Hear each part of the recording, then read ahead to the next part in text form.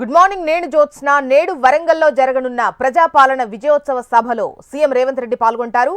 ఇందిరా మహిళా శక్తి పేరిట ఈ విజయోత్సవ సభను నిర్వహిస్తారు. ఈ సభకు సీఎం రేవంత్ తో పాటు పలువురు మంత్రులు, ఎమ్మెల్యేలు, ఎమ్మెల్సీలు హాజరవుతారు. తెలంగాణలో కాంగ్రెస్ ప్రభుత్వం ఏడాది పాలన విజయవంతమైన సందర్భంగా వరంగల్ కేంద్రంగా విజయోత్సవ సభ నిర్వహిస్తున్నారు. ప్రభుత్వం ఏర్పడ్డ తర్వాత జరుగుతున్న తొలి సభ కావడంతో కాంగ్రెస్ శ్రేణులు భారీగా తరలిరానున్నారు.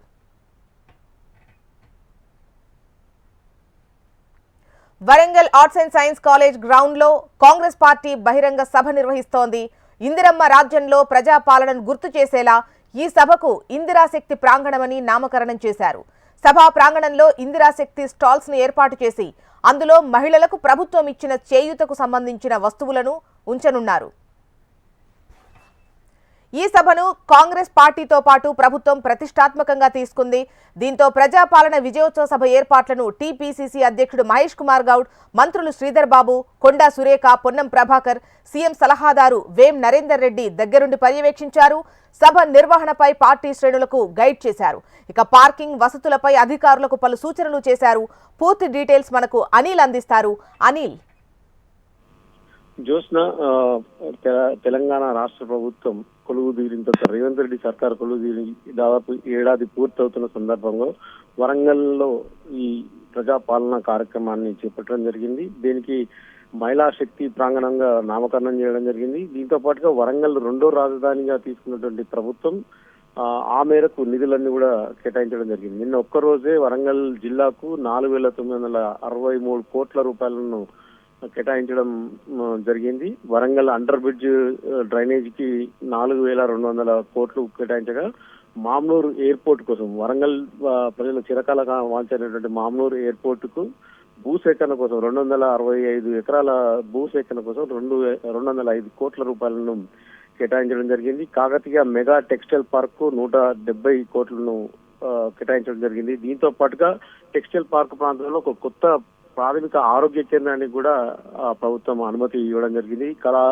కాలోజీ కళాక్షేత్రం కు 85 కోట్లు, తర్వాత 4 ప్రధాన రహదారులకు 300 కోట్లను, భద్రకాళి దగ్గర పాలిటెక్నిక్ కొత్త కాలేజ్ బిల్డింగ్ 28 కోట్లు, గ్రేటర్ కార్పొరేషన్ కు 50 కోట్లు, ఉర్దూ భవన్ కు 2 కోట్లు, మొత్తంగా చూస్తుంటే 4,900 కోట్లను ప్రభుత్వం ఒకే రోజు జీవోతో విడుదల చేయడం జరిగింది. ప్రస్తుతానికైతే ఉదయం నుంచి అన్ని జిల్లాల నుంచి మహిళలు ఇప్పుడిప్పుడే చేరుకుంటున్నాం. మధ్యాహ్నం సరిగ్గా 2 గంటల ప్రాంతంలో ఈ సభ కూడా ప్రారంభంగా ఉన్నది. కాళోజీ కళాక్షేత్రాన్ని ముందుగా సీఎం ప్రారంభించిన అనంతరం అక్కడ నుంచి ఈ రాష్ట్రంలోని 22 మహిళా శక్తికి సంబంధించిన భవనాలకు శంకుస్థాపన కూడా ఈ ఆర్ట్స్ అండ్ సైన్స్ కళాశాల మైదానంలో సీఎం రేవంత్ రెడ్డి శంకుస్థాపన చేయనున్నాడు.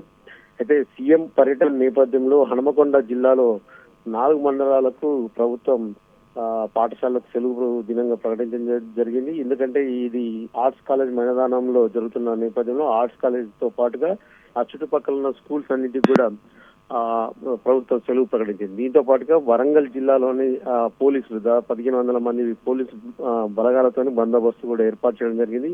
సభ జరిగే ప్రాంతాన్ని అంతా కూడా రాత్రి నుంచే పోలీసులు తమ ఆధీనంలోకి తీసుకోవడం జరిగింది.